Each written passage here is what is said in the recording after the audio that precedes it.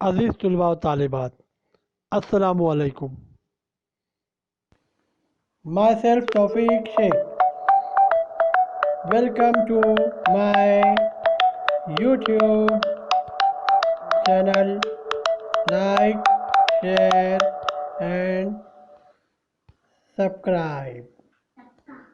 चलिए बच्चों, अब हम शुरू करते हैं छठी जमात का जनरल साइंस का पांचवा सबक, जिसका नाम है अतराफ में पाए जाने वाले मादे, हालत और खुसूसियत। इसका तीसरा पार्ट।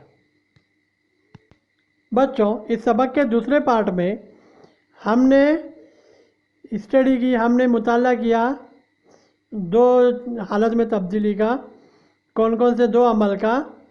कौन सा? देखिए, याद कीजिए, तबखीर, और दूसरा कौन सा? इंजमाद। चलिए, अब कुछ और मालूमात हासिल करते हैं। हालत की तब्दीली के मुख्तलिफ इस्तेमाल कौन कौन से हैं? अशिया में जो हालत में, मादों में जो हालत में तब्दीली होती है, उसके इस्तेमाल कौन कौन से हैं? ये देखिए, पहला इस्तेमाल, पैराफाइन वैक्स, मोम को पिघलाकर इससे मोमबत्तियाँ बनाते हैं।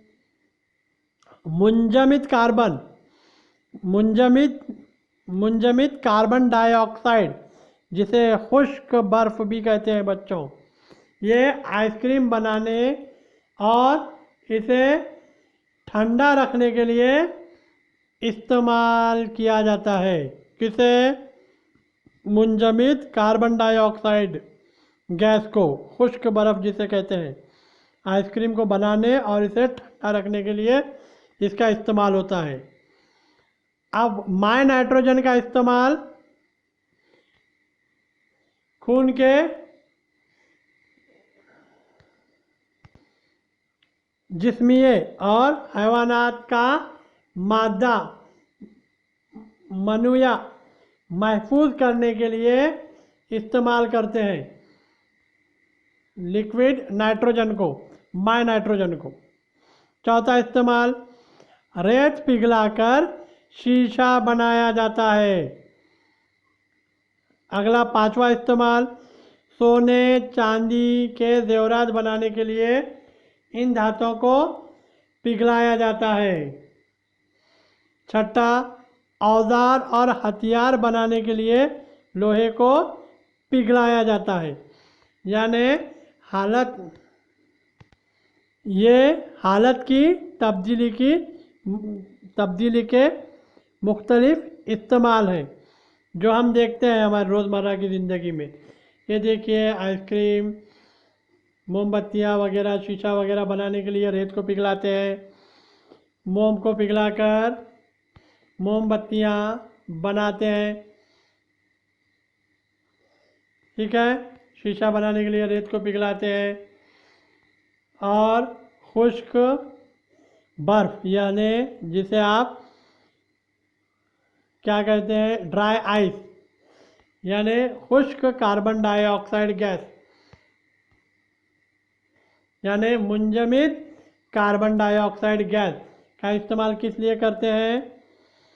आइसक्रीम बनाने के लिए और उसे सर्द रखने के लिए, ठंडा रखने के लिए। खुश्क बर्फ़ यानी मुंजमिद कार्बन डाइऑक्साइड गैस का इस्तेमाल करते हैं। ठीक है बच्चों, चलिए आगे बढ़ते हैं। चलिए बच्चों, एक सरगर्मी करते हैं। एक कटोरी में थोड़ी रेत लीजिए और इसमें आयोडीन की कुछ कलमें मिलाइए।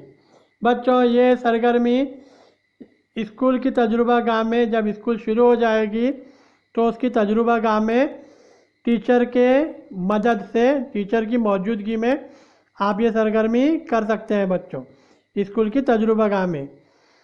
ठीक है, तो क्या कीजिए, एक कटोरी में थोड़ी रेत लीजिए और इसमें चंद आयोडीन की कलमें मिलाइए और कटोरी को बर्नर पर रखकर कटोरी के ऊपर केफ उल्टी रखिए और इसकी नली के सुराख पर कपास बंद कीजिए और स्प्रिट लैंप या बर्नर जलाइए। आमेज़े और कटोरी को कुछ देर हरारत दीजिए और हरारत मिलने पर आयोडीन का क्या होता है, हरारत का आयोडीन पर क्या असर होता है, इसका मुशाहिदा कीजिए बच्चों।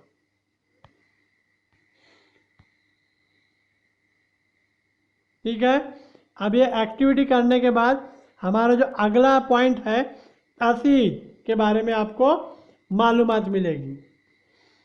क्या होता है बच्चों, हरारत मिलने पर आप जो आयोडीन को गर्म कर रहे हैं ना रेत के साथ, हरारत मिलने पर आयोडीन की कलमें बजाय माय बनने के गैस में तब्दील हो जाती हैं और ये बुखारात कैफ से टकराकर ठंडी हो जाती हैं और ठोस में तब्दील होकर कैफ के अंदर की सतह पर जम जाती हैं। यानी हरारत पाकर आयोडीन माय में तब्दील होने के बजाय रास्त गैस में तब्दील होती है। तो ऐसी तब्दीली को तसीद कहते हैं। आया समझ में? कैसी तब्दीली? जब कोई शय हरारत मिलने पर माय में तब्दील होने के बजाय रास्त गैस में तब्दील हो जाता है, तो इस अमल को, ऐसी तब्दीली को तसीद कहते हैं बच्चों। आया समझ में? ये देखिए डायग्राम में देखिए आप,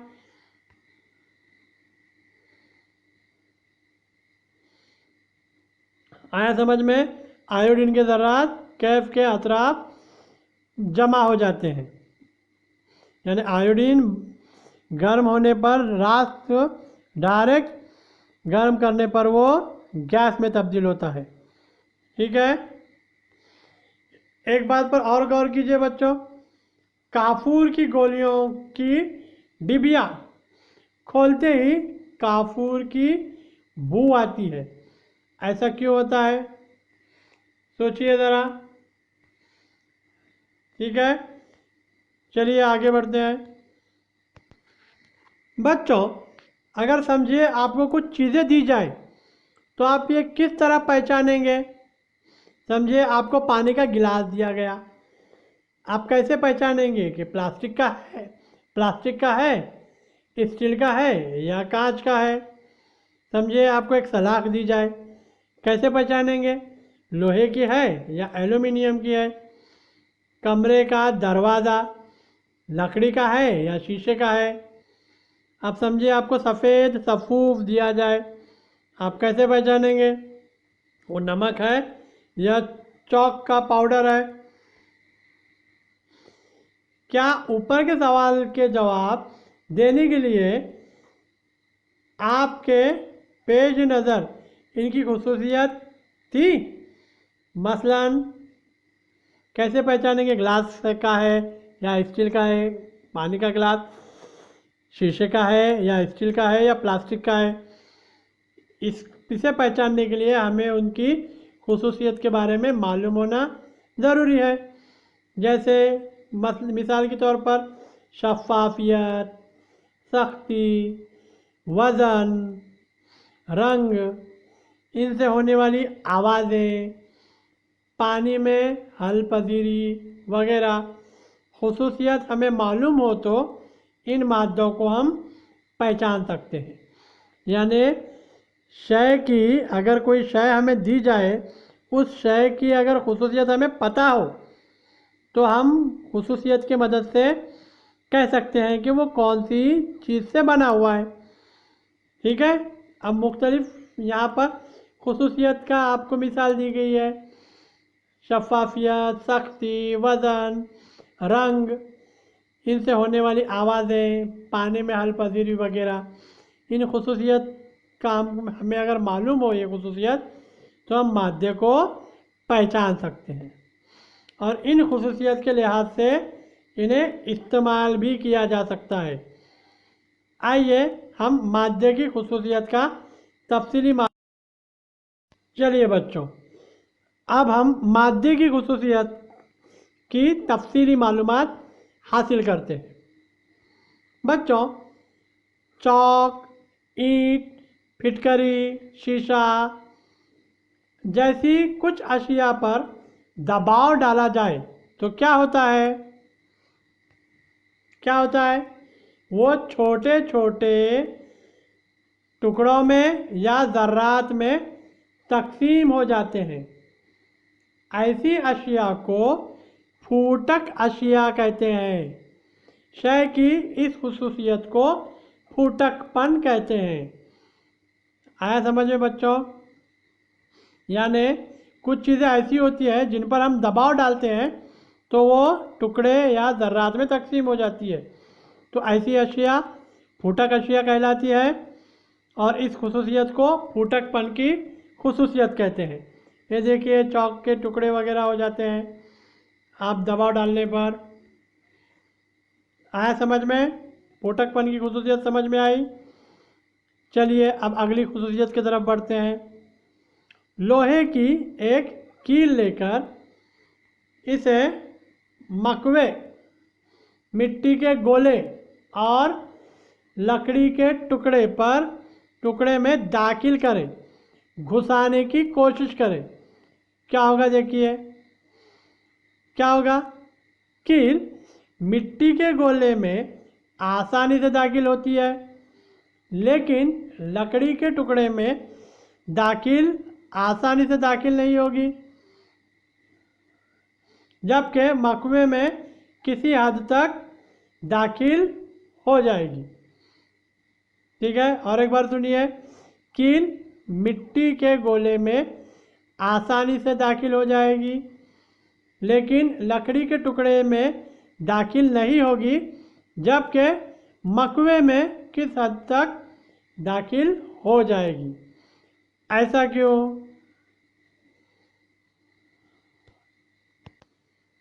कोई शय इसमें दाखिल होने वाली किसी दूसरी शय की किसी हद तक मदाफत यानी कि रेजिस्टेंस कहते हैं उसे, करती है। ठीक है, इस शय को सख्ती का इन्हिसार होता है। इस शय की सख्ती का इन्हिसार होता है। और एक बार सुनिए। कोई शय इसमें दाखिल होने वाली किसी दूसरी शय की किस हद तक मदाफियत करती है, इस पर इस शय की सख्ती का इन्हिसार होता है। यानी कोई शय अपने अंदर आने वाली शय की किस हद तक मदाफियत, मुखालिफत या रेजिस्टेंस कह सकते हैं आप इसको, किस हद तक करती है, इस पर इस शय की सख्ती का इन्हिसार है। अब ऊपर दिए हुए हिस्सों में सबसे सख्त शय कौन सी है, आप अंदाज़ा लगाइए। ठीक है बच्चों, ये देखिए सख्ती। ठीक है, अब अगली खुसूसियत, अब तक 2 खुसूसियत पढ़ चुके हैं हम। कौन कौन सी? फुटकपन और सख्ती। अब आगे बढ़ते हैं। एक रबर बैंड लीजिए, चोटी का रबर, उसे खींचिए फिर छोड़िए। क्या होगा? क्या नज़र आता है आपको? रबर बैंड और स्पंज अपनी असल हालत में आ जाता है। यानी जब आप रबर बैंड को खींचेंगे तो वो बड़ा हो जाएगा, लंबा हो जाएगा, छोड़ेंगे तो अपनी वापस असली हालत में आ जाएगा। इसी तरह स्पंज को आप दबाएंगे, छोटा हो जाएगा, छोड़ देंगे, वापस अपनी हालत में आ जाएगा। यानी इससे क्या समझ में आता है? कुछ अशिया को खींचने या इन पर दबाव डालने पर इनकी शक्ल बदल जाती है और खिंचाव या दबाव के हटते ही वो असल हालत में वापस आ जाते हैं। तो इस खुसूसियत को लचक कहते हैं बच्चों। यानी रबर आप खींचे, लंबा हो गया, छोड़े, वापस अपनी हालत में आ गया। स्पंज आप प्रेस किए, छोटा हो गया, दबाव डालने के बाद दबाव हटा लिए, वापस अपनी असली हालत में आ जाएगा। तो माध्यम की इस खुसूसियत को लचक कहते हैं बच्चों। ये देखिए रबर की खुसूसियत डायग्राम में दी गई है। आया समझ में? चलिए आगे बढ़ते हैं। अब बयास की शक्ल का टिन का एक टुकड़ा लेकर इसे तिरछा पकड़िए। ठीक है, मेटल का एक टुकड़ा बयास के साइज का, उसे तिरछा पकड़िए और इस पर पानी, शहद और गोंद का एक एक कतरा मुख्तलिफ जगहों पर डालिए। क्या नज़र आएगा आपको? मुशाहिदा कीजिए। मायात ढलान की जानिब बहते हैं, यानी वो चीज़ें नीचे की तरफ बहेगी, आएगी। इस खुसूसियत को सैलानियत कहते हैं बच्चों। अब कोई भी माय कितनी आसानी से बहता है, इस पर इस माय की सैलानियत मुनस्सर है बच्चों। आया समझ में? चलिए आगे बढ़ते हैं। मसावी जसामत के दो टुकड़े लीजिए, एक लकड़ी का हो और दूसरा लोहे का। लोहे और लकड़ी के टुकड़ों के वज़न की पैमाइश की जाए तो लोहे और लकड़ी के टुकड़े का वज़न में फ़र्क नज़र आता है। ऐसा क्यों बच्चों? जसामत दोनों की मसावी ही है, लेकिन दोनों के वज़न में फ़र्क आएगा। ऐसा क्यों? क्योंकि मसावी हजम के मुख्तलिफ अशिया की कमियत की वजह से इनकी कसाफत तय होती है। ये फ़र्क अशिया की कसाफत की खुसूसियत के वजह से होता है। मसावी जिस्म की ज़्यादा कसाफत वाली अशिया ज़्यादा वज़नी और कम कसाफत वाली अशिया कम वज़नी या हल्की होती है बच्चों। समझ में आया ये? मसावी जसामत के होने के बावजूद भी जिस शय की कसाफत ज़्यादा, वो शय क्या होती है? ज़्यादा वज़नी होती है। और जिस शय की कसाफत कम, वो शय हल्की लगती है, भले ही उसकी जसामत मसावी हो। आया समझ में बच्चों ये पॉइंट? तो चलिए ये पार्ट यहीं पर ख़त्म करते हैं बच्चों। ये तीसरा पार्ट आपको पसंद आया, ये वीडियो पसंद आया तो ज़रूर लाइक और शेयर कीजिए बच्चों, और मेरे चैनल को सब्सक्राइब कीजिए बच्चों। अपनी तबीयत का ख्याल रखिए, पढ़ाई में दिल लगाए रखिए बच्चों। अल्लाह हाफिज़।